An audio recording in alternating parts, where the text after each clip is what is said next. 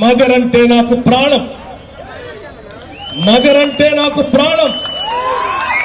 నాకు అనేక అవకాశాలు కల్పించినటువంటి మధుర పట్టణ అభివృద్ధిని చేసి భవిష్యత్ తరాలకి ఒక అద్భుతమైన అందమైన మధుర పట్టణాన్ని భవిష్యత్ తరాలకి అందించాలనేది నాకున్నటువంటి ప్రగాఢమైన వాంఛ కళ కూడా.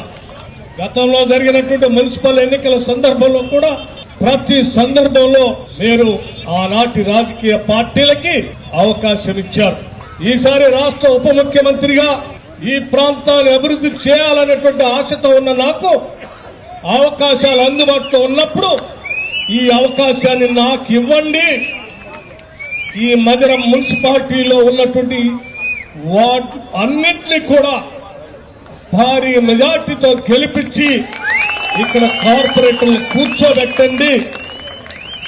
ఈ మధుర పట్టణాన్ని సుందరంగా, అందంగా, అద్భుతంగా భవిష్యత్ తరాలు మరో 50 సంవత్సరాలు గుర్తుపెట్టుకునేటట్టుగా దీన్ని అభివృద్ధి చేసి చూపిస్తారని చెప్పి విజ్ఞప్తి చేయటం కోసమే ఈరోజు మీ ముందు నేను ఇక్కడ ఉండి మాట్లాడుతూ ఉన్నాను. ప్రతి ఇంట్లో ఉన్నటువంటి పౌరుడికి, ప్రతి తల్లికి, ప్రతి బిడ్డకి నేను విజ్ఞప్తి చేస్తా ఉన్నాను.